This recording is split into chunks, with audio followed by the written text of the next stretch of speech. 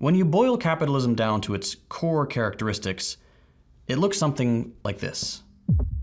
An economic system designed to maximize profits by any means necessary, divided into two primary classes: the owner class and the working class.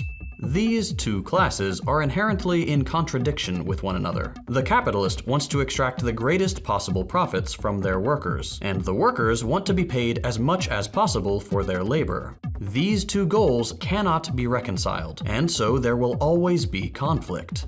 The problem in hyper-capitalist countries like the United States is that the capitalist class has near complete control. They've destroyed unions, gutted labor protections, bought favorable legislation to make those practices easier, and are now able to make things worse and worse for the average person. That's why you can't afford a home, or groceries, or a car. That's why you don't have any benefits. That's why every new job created is gig work.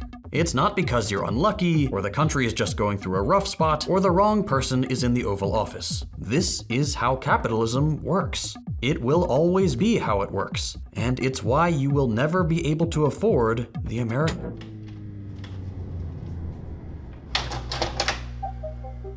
And none of this is intended to scare you or turn you into a doomer. This is all just stuff we need to come to terms with. The American dream does not exist.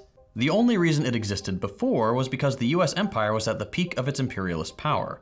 Its control over the rest of the world was absolute, and by causing horrific suffering around the world, the US could provide luxuries for its citizens. Today, that control is slipping. And as it slips, as the power and influence of the US empire wanes, we're increasingly seeing its fascist tendencies turn inward, spending obscene amounts of money funding proxy wars and genocides in a vain attempt to destabilize geopolitical challengers, cracking down on civil liberties, threatening students who speak out against US complicity in genocide, criminalizing poverty even as millions of Americans slip further into destitution.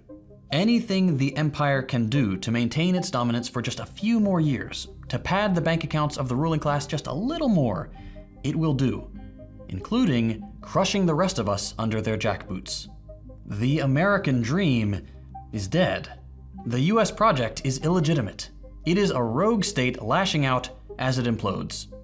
In the coming decades, our goal as normal people living under an increasingly fascist regime must be to build what comes next.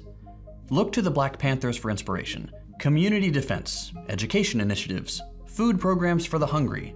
Everything the US government is supposed to do but refuses, we must do ourselves. If we want to build a country that works for all of us, we need to lay the foundation today, before things have completely fallen apart.